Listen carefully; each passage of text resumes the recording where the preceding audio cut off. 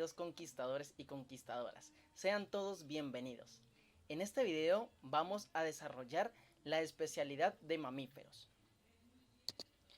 Los mamíferos están registrados en la Biblia en Génesis capítulo 1 versículos del 20 al 25. En este pasaje bíblico, la Biblia registra qué días creó Dios a los mamíferos. Leamos. Génesis capítulo 1 versículos del 20 al 25. Dijo entonces Dios: quiero que los mares se llenen con seres vivos. Quiero que las aves vuelen sobre la tierra y crucen el cielo azul.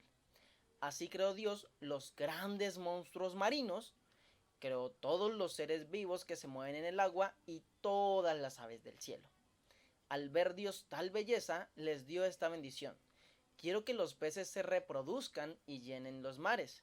Quiero que las aves se multipliquen sobre la tierra. Y cayó la noche y llegó la mañana. Ese fue el quinto día. Dijo entonces Dios: quiero que haya en la tierra toda clase de seres vivos, animales domésticos, animales salvajes, reptiles e insectos.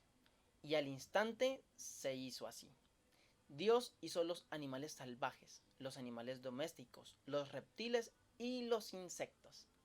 Podemos ver en este pasaje bíblico que la Biblia registra que Dios creó a los mamíferos en el quinto día y en el sexto día. En el quinto creó a algunos de los grandes monstruos marinos, como lo son las ballenas, entre otros, y el sexto día creó a los animales domésticos y animales salvajes, que también entran dentro de nuestra clasificación de mamíferos.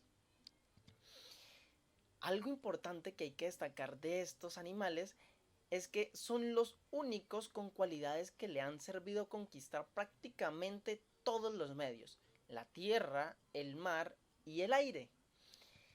La etimología de la palabra, es decir, lo que significa la palabra mamífero, es mama, deriva del latín, que significa teta o mama, y el sufijo fero, que hace alusión a portar o llevar, da el significado a mamífero como que lleva mamas, para así poder identificar a aquellos animales que en los primeros años o momentos de su vida se alimentan de leche que usualmente tienen los animales femeninos a través de algo que se llaman glándulas mamarias. Es así como podemos empezar a ver algunas características de los mamíferos. En especial podemos decir que los mamíferos poseen una cabeza unida al tronco mediante algo a lo que nosotros llamamos cuello. Y además de eso disponen de una columna vertebral. También es importante decir que el volumen encefálico, es decir, el volumen de su cabeza, es mucho mayor, por lo que también son mayores sus cualidades psíquicas. Y con esto queremos decir que los mamíferos poseen facultades asombrosas de aprendizaje. Un ejemplo de ello puede ser tu perrito, que si tú le enseñas puede hacer muchas cosas. Poseen, además de esto, nuestros mamíferos una mandíbula constituida por un único hueso denominado dentario que se articula con el cráneo. Además de esto, los mamíferos están capacitados para levantar el cuerpo del suelo gracias a las cinturas presentes en sus extremidades. Su cuerpo está recubierto de pelo. Aunque algunos mamíferos el pelo es escaso o carecen del mismo, y es la propia piel la que actúa a modo de aislamiento. Este punto es importante porque nos está diciendo que los mamíferos pueden tener poco o mucho, o en algunas partes sí y en otras no pelo, pero que todos tienen una característica especial, y es que tienen presencia de pelo. La siguiente característica es que tienen glándulas mamarias para la secreción de la leche vital de las crías, de sus crías, y es a través de estas glándulas mamarias que se alimentan la gran parte de los animales, de las crías de los mamíferos. Además de eso, también hay glándulas sudoríparas que facilitan la refrigeración y también con funciones excretoras. Odoríferas también, que transmiten información a las glándulas sebáceas que proporcionan protección al pelo. Tienen 4 extremidades, no precisamente tienen que ser 4 patas, tienen 4 extremidades y en algunos casos han experimentado una extraordinaria adaptación, como en el caso de los mamíferos acuáticos, que en vez de patas, tienen aletas, o los voladores y sus manos convertidas en alas. Por allí veremos algunos ejemplos después. Su boca está formada por labios y dientes, es decir que en los mamíferos siempre vamos a encontrar labios. En algunas especies los dientes solo se mantienen en el periodo juvenil, como es en el caso de los ornitorrincos. Poseen facultad para mantener su temperatura corporal gracias a los alimentos que consumen. Es decir, que nosotros tenemos animales homeotermos. Su respiración es pulmonar y gracias al diafragma y sus movimientos de contracción el aire entra a los pulmones. Por último, la mayoría cuenta con apéndices auditivos denominados orejas, móviles en muchas especies, en algunas otras no tanto. Ahora vamos a ver algunas formas en las que podemos clasificar a los mamíferos. Esta es la primera y hace referencia al tipo de reproducción que experimentan algunos mamíferos. En ese sentido podemos encontrar mamíferos ovíparos que ponen huevos, aunque tras la eclosión las crías se alimentan de leche gracias a glándulas mamarias que posee la madre. En este caso específico, las glándulas mamarias no están presentes en lo que nosotros conocemos como pezones o tetas, sino que las glándulas mamarias están regadas por todo el cuerpo. Entonces lo que hace es que derrama leche y la cría lo que hace es lamer el pelo de sus mamás. Además, en este caso tenemos de ejemplo al ornitorrinco y a un animalito que muy pocos conocen que se llama equidna. Los mamíferos vivíparos son los que se desarrollan, el embrión se desarrolla dentro del vientre materno, así como nosotros. Pero además de eso también tenemos algunos otros ejemplos como los delfines, los gatos, los osos hormigueros, los lobos, entre muchos otros animales. Y tenemos una pequeña excepción que son una infraclase que se denomina marsupiales. Ellos nacen en estado prematuro y se agarran al pezón de su progenitora, es decir, de su mamá, y culminan su desarrollo con la ayuda de una membrana denominada bolsa abdominal. Dentro de esta infraclase podemos encontrar nosotros a nuestro tan conocido canguro o al koala, entre algunos otros animales. Otro método de clasificación deriva del tipo de alimentación que tienen nuestros animales. Mamíferos. Dentro de ellos encontramos a los herbívoros, que son los que se alimentan principalmente de plantas y algas, como lo son el conejo, el elefante, el caballo, la vaca, entre muchos otros animales. Encontramos también los carnívoros, que son los que su dieta se alimenta o se fundamenta en el consumo de carne. Y podemos encontrar ahí al tigre, al león, al lobo, la pantera, los osos, entre otros. Los insectívoros son los que se alimentan principalmente de insectos y dentro de ellos encontramos las suricatas, los osos hormigueros y algunas otras especies. Y finalmente encontramos a unos animalitos que suelen alimentarse de casi todo lo que encuentran o que presentan mucha diversidad en su alimentación y son los omnívoros. Dentro de ellos encontramos a nuestros perritos, a los cerdos, a los simios, entre otros animales. Otro método de clasificación es los animales domésticos y los animales salvajes. La diferencia entre un animal doméstico y un animal salvaje es que los animales domésticos han convivido durante la historia de la humanidad mucho más tiempo con los humanos. Nos han servido de compañía, a veces tenemos algunas responsabilidades con ellos, como el alimento, protección, etc. Y los animales salvajes es un animal que no ha sido domesticado, es decir, su especie no ha estado en contacto con las personas, al menos no durante mucho tiempo de la historia. No significa que los animales salvajes sean animales peligrosos, sino que su domesticación no ha sido tan larga como los animales domésticos. Y podemos encontrar muchas veces animales salvajes que han sido domesticados, como por ejemplo el león, el tigre y muchos otros animales en el transcurso de estos nuevos tiempos. Algunas claves para los órdenes de la clase Mammalia son las siguientes.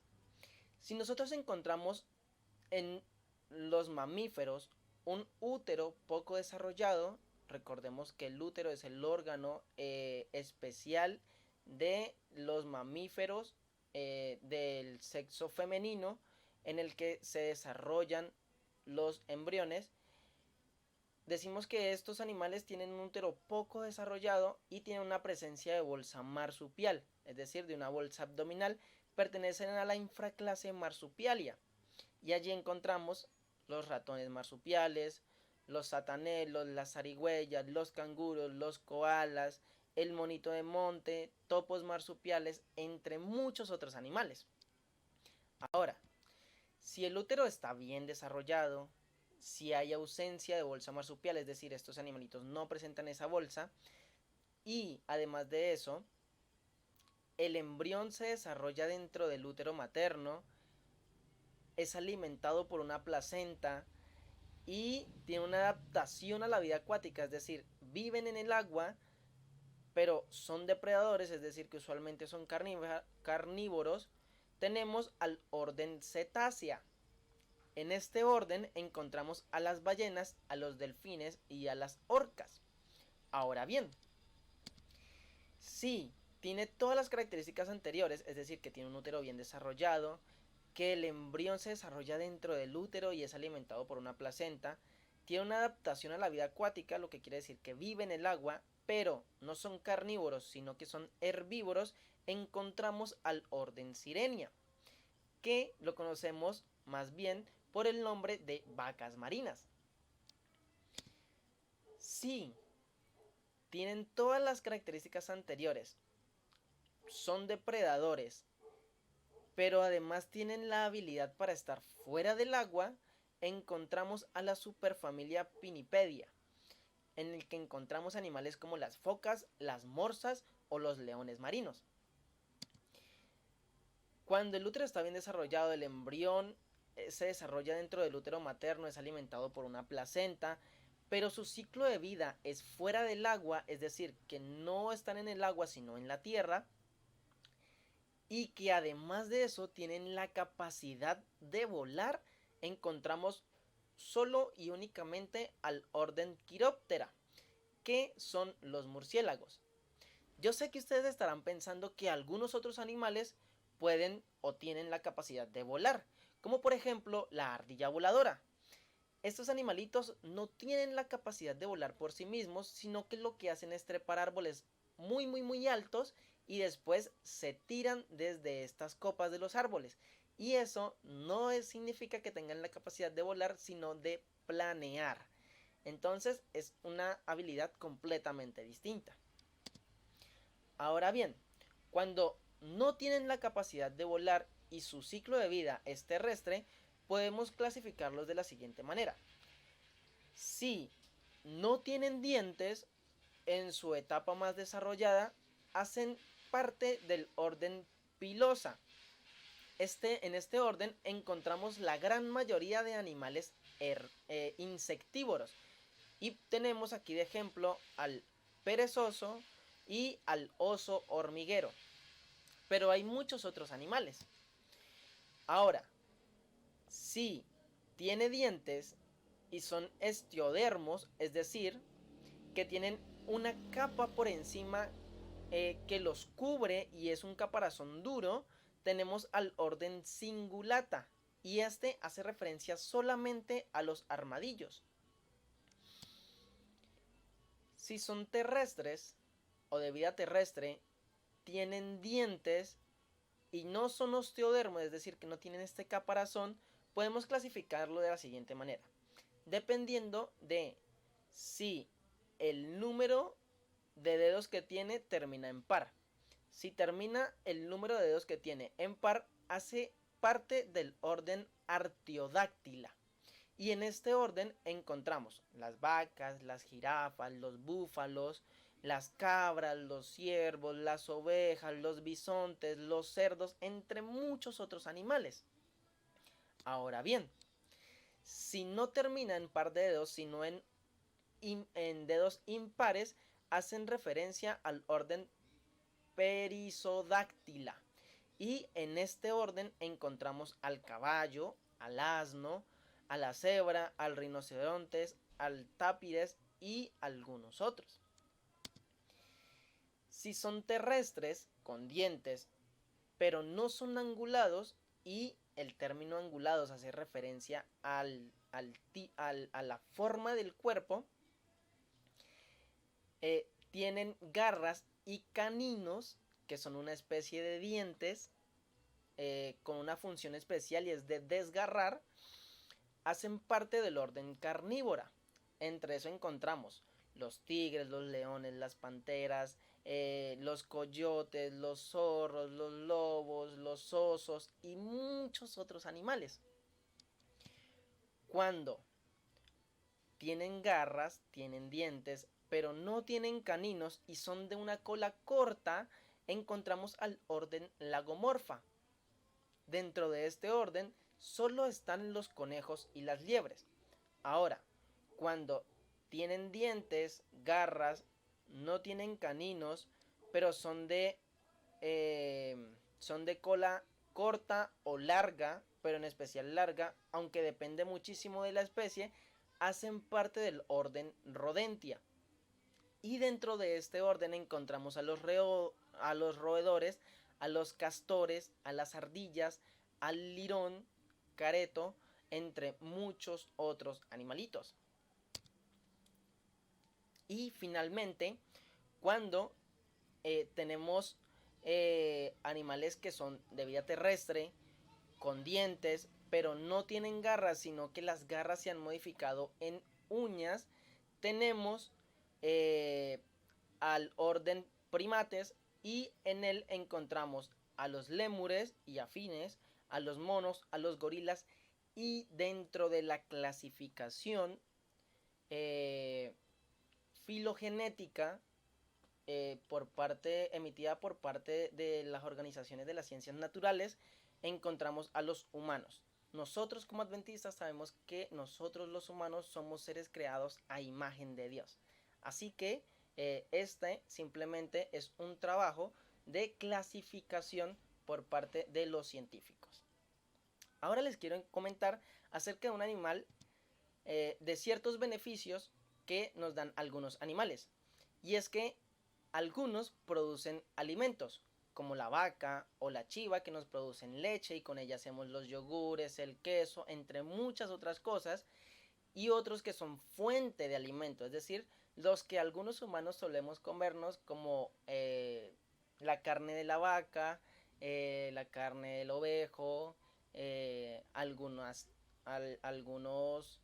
como por ejemplo, no sé, algunos otros animales son fuente de alimento y son los que nos comemos, los que nos solemos comer. Otros nos sirven como transporte o nos sirven para hacer trabajos pesados, como por ejemplo el caballo, que nos podemos transportar sobre él.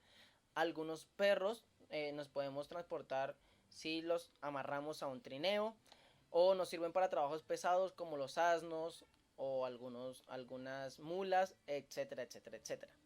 Pero también tenemos animalitos que nos sirven mucho para porque nos hacen compañía, porque nos protegen de algunas amenazas, o porque nos protegen de enfermedades cardiovasculares, y eso se da porque nos sentimos queridos, nos sentimos amados o nos sentimos con muchos cariños, y eso hace que reduzca nuestro estrés, nuestra depresión, nuestra ansiedad o enfermedades afines.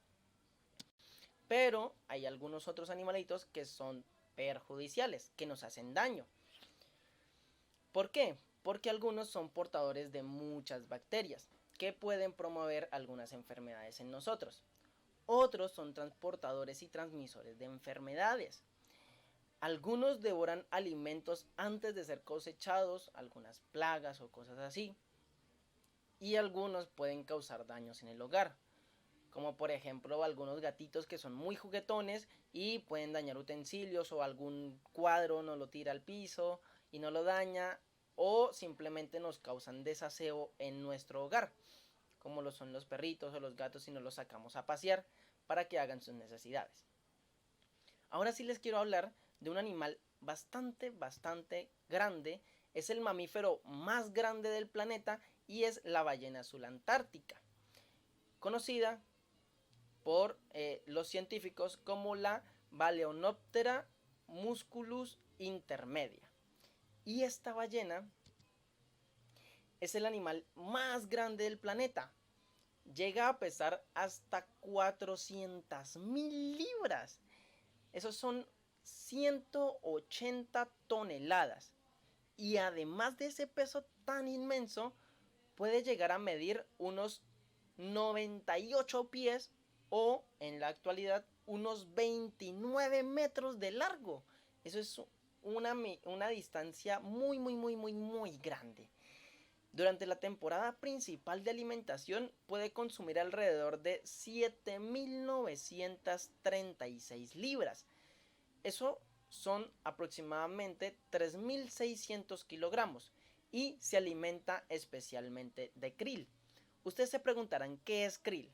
Krill es un animalito del océano, de los mares, y es tan chiquitico como la palma de la mano. Allí podemos ver uno en la palma de un señor.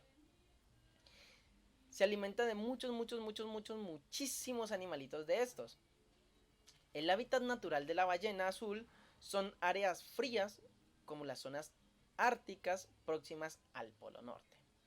Y creo que con esto concluimos nuestra clase de mamíferos. Recuerden ustedes que dentro del desarrollo de la especialidad deben realizar un punto en el que estudien los animales salvajes que pueden encontrar en su zona o región. Para ello deberán acudir a fuentes de internet para poder encontrar cuáles de esos animales salvajes son realmente de tu zona. Además de eso, deberás escribir una experiencia, relatar una experiencia en la que hayas tenido la posibilidad de encontrar o de capturar o de observar algún animal salvaje. Bien, eso es todo por este video, y queremos invitarles a que en la descripción del video pueden encontrar el link que los llevará a la especialidad para que la puedan descargar, imprimir y desarrollar. Además, si ustedes quieren, pueden comentar allí en la caja de comentarios de dónde nos están mirando, de dónde nos ven, de dónde nos observan, y pues desearles a todos un feliz resto de día, que Dios los bendiga y que esperamos que esto les haya sido de mucha utilidad. Hasta luego.